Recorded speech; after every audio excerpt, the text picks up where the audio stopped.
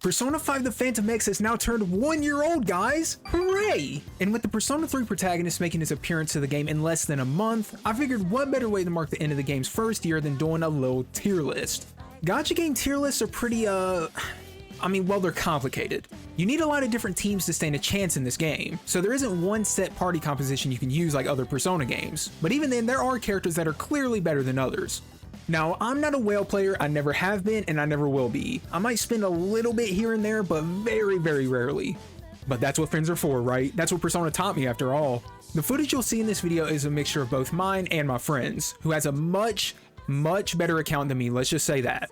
There isn't really any set criteria for this tier list, so I'm not gonna be doing like support, damage, stuff like that, because characters in this game have set roles, and that's kind of just that. So this is purely gonna be who I think is the best in the current environment of the game. With all the preamble out the way, let's go ahead and get started. And if you end up enjoying the video, consider dropping a like and a sub. Thank you. I guess before we go into the list itself, I should explain a couple things for those who aren't familiar with how the gameplay works. First off, there's the highlight system, which is kind of like show times if they had a charge time rather than whatever's going on in Royal. Once you fill up your highlight meter, you can perform a highlight attack, which is generally one of the best skills every party member has access to. Once you use one, that party member cannot use their highlight again for another 3 turns. This can be remedied through certain means, but we'll talk about that when we get there. After that is the revelation card system, which is how you build your characters to actually work effectively. It's a massive pain in the ass to say the least to get everyone built with the proper revelation cards, because it's like, it's just unbelievable RNG, dude. And for the sake of the tier list, I'm not going to go over every single one, but I'll try to show the builds I have on each character. The highlight system in particular is integral to the game and how it works, so I had to explain that for those who aren't aware. Finally, there's the awareness system, which is the mechanic for dupes on characters. Characters can go all the way from awareness 0 to awareness 6, and depending on how big of a whale you are, the tier list changes like completely. For the purposes of this video, you can just assume each character is at awareness 0, because that's all I'm going to go over for simplicity's sake. If I went over all 7 awareness levels, we'd honestly be on one character for like 30 minutes, so yeah, don't really want to do that. Now that we've established those things, we can delve into number 10 on this list, and that is my girl, Makoto Nijima. She was broken in Royal, so it's nice to see she's still keeping up pretty well in the gacha realm too. She was one of the earliest 5-star characters to be released into the game, and she has aged with grace. First off, she's like the only really good nuke damage character in the entire game. The other characters assigned to nuke are just supports, so it's Makoto or nothing when it comes to getting that nuke damage on the board. This is what played a big role in me putting her this high, because truth be told, she probably has been outclassed by other characters that I put below her if we want to talk just pure numbers wise. But hell, even if that is the case, she still holds her own really well. Now here's where we got to get a lot more nerdy than normal, because these characters' kits are a lot more intricate than the mainline games. Makoto is a single target DPS character that attacks enemies to get stacks of her ability called Tenacity, and once she stacks 5 Tenacity, she can enter her Iron Will install to do crazy damage. You stack Tenacity by using her second and third skills. The second one heals her and the third one does damage, so you have options on what you want to do depending on the situation. Her first skill is probably her weakest one because she's meant to be targeting one enemy, but it is an AoE skill that targets enemies 5 times, so you can use it to knock down enemies for a 1 more, all out attack, something like that. Each character also has a passive attached to them beyond their skill set, and Makoto's passive either gives her extra damage or damage reduction. Makoto starts out with 6% damage reduction at base, and every time she activates her Iron Will install, she gains another 6%. This can stack up to 18%, which might not seem like a lot, but trust me, it's a lot more useful than it seems in the context of this game. We ain't playing Dokkan Battle, we don't need like 70% damage reduction. Oh yeah, I guess I should probably explain what Iron Will even does, because I kind of just forgot about that. That would probably be a pretty good idea. Once she activates this with the 5 Tenacity stacks, her attack is raised by 40% and defense is raised by 20%. This lasts for 2 turns, and once the 2 turns end, her Tenacity stacks reset to 0. It usually takes around 2 turns on average to get to that 5 mark, but if things don't go your way or the fight isn't designed around her, it can take up to like 3 or something like that. This isn't too much of a problem as long as you plan accordingly. So Makoto has good damage and good tanking ability, and if you build her properly with the revelation cards, I mean, she's going to be doing big gal damage. Even without her 5-star weapon, she is still smoking the shit out of most of the fights I bring her into. But if you do have her weapon, it gets kind of crazy, y'all, I'm not gonna lie. Damn! Like I said, she's one of the best aging characters in the game for sure, and you could argue her to be even higher if you wanted to. She's just doing a metric fuck ton of damage. So let's just leave it at that. She's very good. I love using her. Enough said. Coming in at number 9. I'll have 2 number 9s. No, not that number 9, Big Smoke. Get your ass out of here, man. Come on, go. Don't you got a train to trace after, bro? Come on. Now you got me slurring my words and shit, man. You got me slurring my words and shit, bro. Damn. Anyway, coming in at number 9 is Kasumi Yoshizawa, who I rated very low in the P5R tier list, but they made her really pretty damn good in P5X, dude. She is really uniquely designed. She's probably one of the most uniquely designed characters in the game, so there's a good bit to explain. I don't really know where is best to start, so let's just go with her second skill since that's the key to her entire kit. Kasumi has 4 things she needs to get up: Agile Step, Brave Step, Posture, and a dancing partner. Her second skill is called Dancing in Hand, and to use this, you select another member of your party to be Kasumi's dancing partner for a turn, which gives her and the partner about 32% extra attack for 3 turns, so a nice little support for the duo. She then gets a stack of Agile Step, and once the dancing partner uses a persona skill, she performs a follow-up attack. This skill alone gets her pretty well built up, so once you pop that, you use her first skill to get a stack of Brave Step. Once you get that, you can use her unique ability called Masquerade.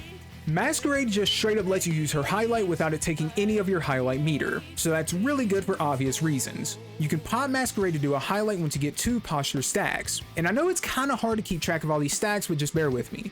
Once you do that, that's when her third skill comes into play. Her third skill is a single target bless attack, but it has its damage increased once you're in Masquerade. The flowchart is to use Dancing Hand, skill 1, Masquerade to highlight, and then skill 3. Doing all of this makes her damage output and support pretty damn good. Even with the fact there are a good amount of blessed characters in the game already, Kasumi fulfills a unique role that none of the others can. If you're in a short fight, I don't really think you can get much better than Kasumi with her support and highlight effectiveness.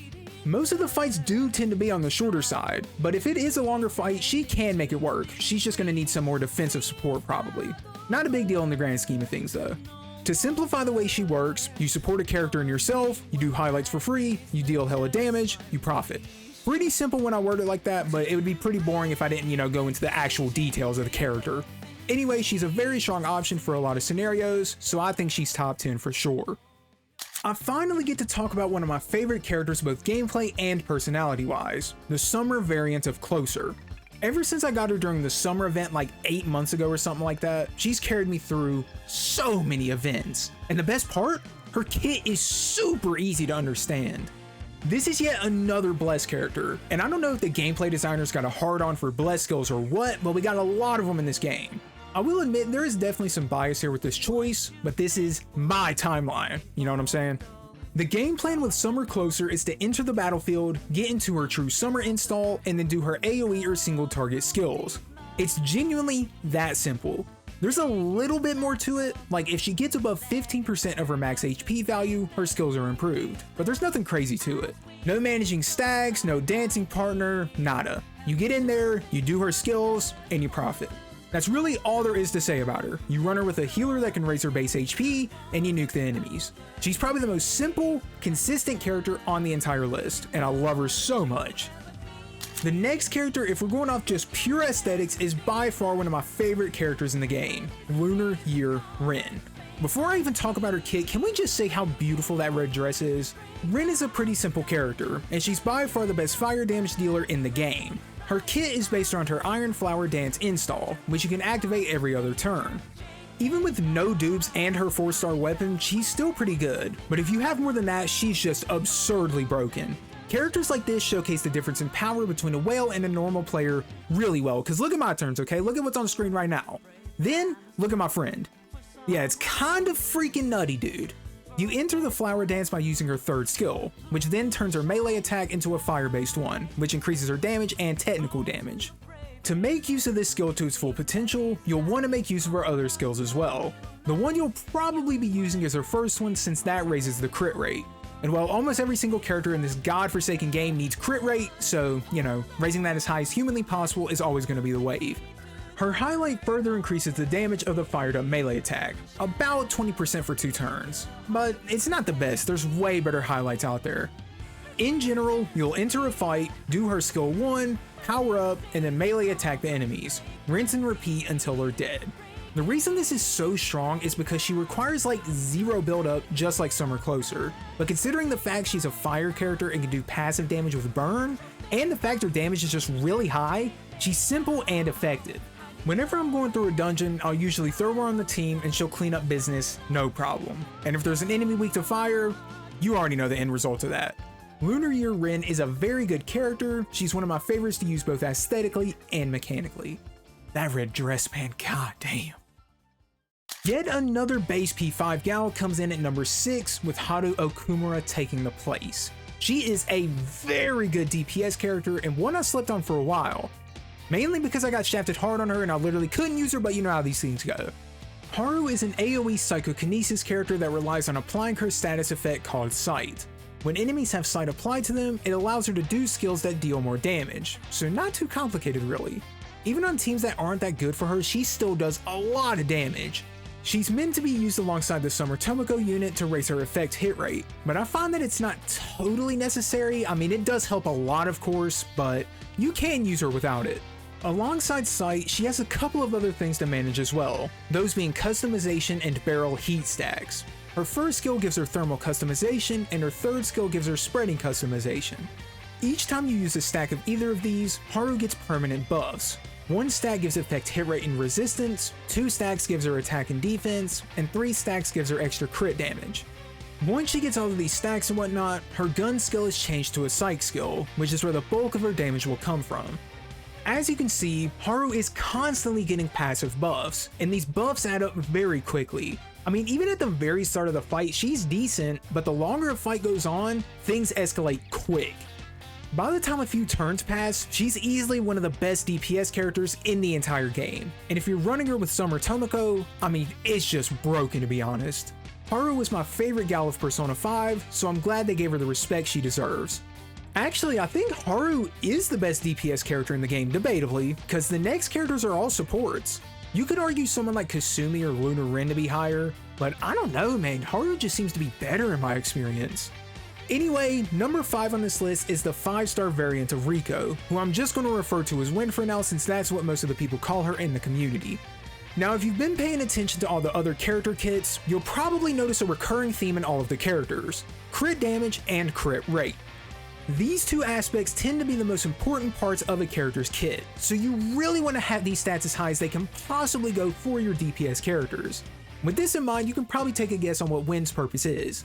Yup, she buffs crit damage, crit rate, and attack.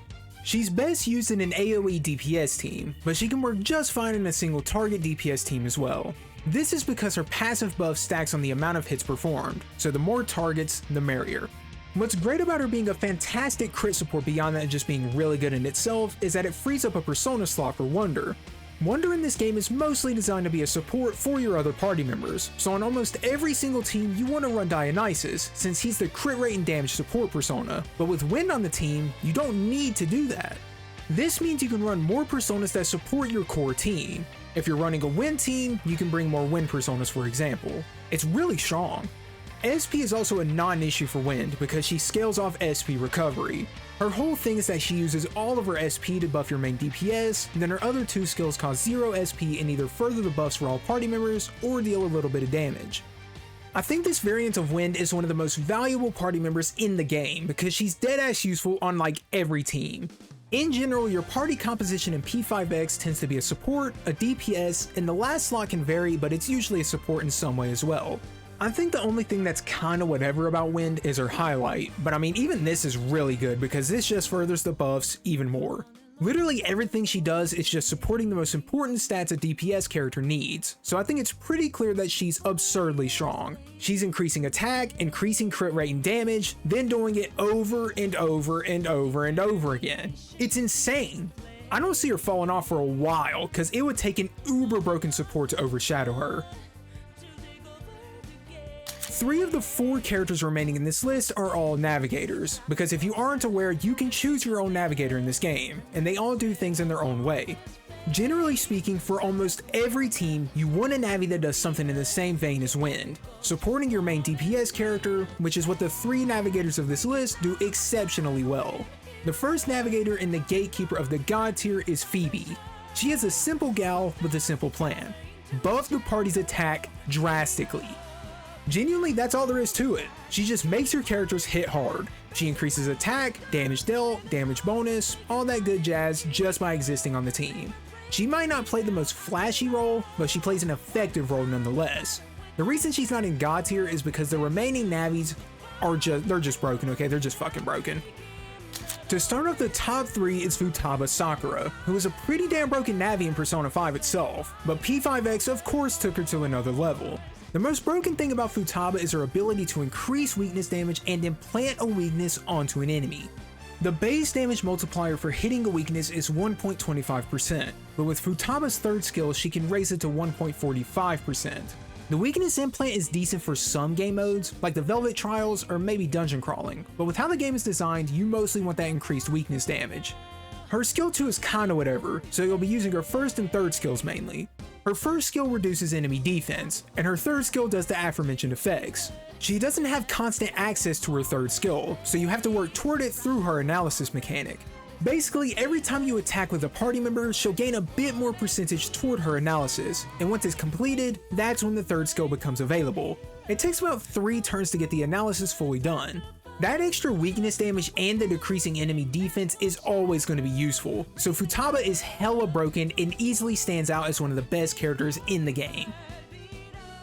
The second best character of this list is by far my favorite character to use in the entire game, and her name is Cord. Well, her code name is Cord anyway. Not only is she just an absurdly powerful support type character, but aesthetically she is just fucking awesome. I mean, her weapon is a guitar and she uses the guitar for her best skill. She's based around electricity, she's just a damn rock star. By far the coolest character aesthetically, but this is a power tier list, so let me stay on track. Cord is one of the oldest characters on this list. She's like 10 months old or something like that, and she is still one of the best characters in the game, which is just absurd. Her damage isn't too noteworthy, but she acts as an attack support 4-1 ally. Seems pretty standard, but what makes her truly broken is her third skill. Her third skill just lets an ally do their highlight without using the highlight meter, and it also increases the damage of the highlight by about 80%. Yeah, that's fucking broken. So every single character we've talked about up to this point can benefit from this, especially someone like Kasumi who really needs their highlight to do damage. I mean bro, Makoto's highlight is near like 500% damage with this in mind, and if a character's highlight gives them a buff or something like that, you're just giving it to them for free and they can stack it. Highlights are some of the most important skills in the game, so the fact Cord just lets you do them all willy-nilly is just one of the most, if not the most broken thing in the entire game.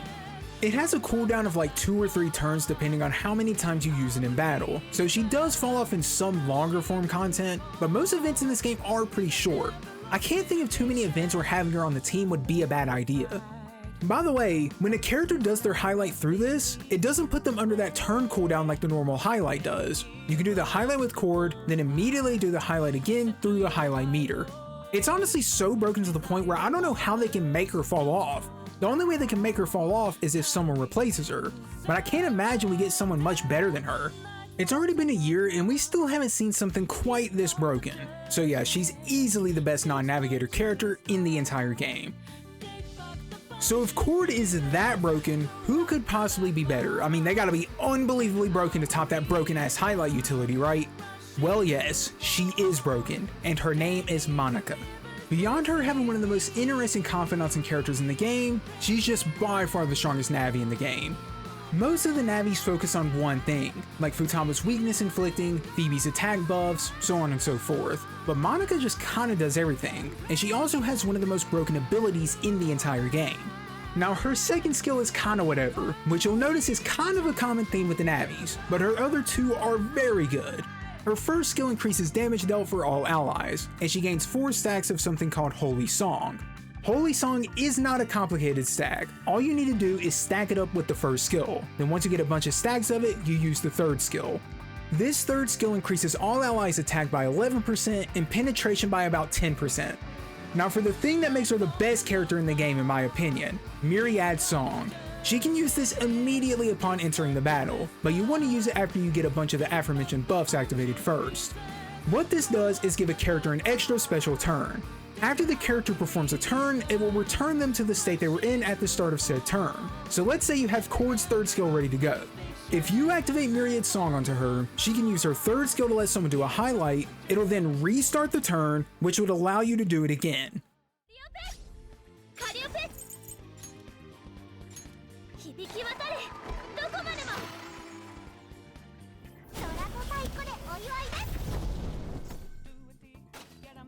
Dude, she's so broken, bro. Oh my god. She's so fucking broken, bro. Oh my god. Yeah. So damn near every single character in the game can benefit from this, especially someone like Joker. Oh my god, Joker could be top 10 because of this character alone.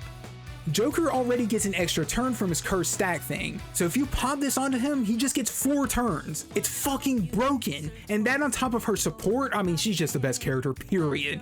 She also has a little passive healing thing she can do, which is what her second skill does, but you don't really want to use that. It heals like 1500 health on average, which can come in handy. Monica is just the most goated character ever. She's the best character in the game for sure, at least until Makoto Yuki drops, but whatever, you know how it goes.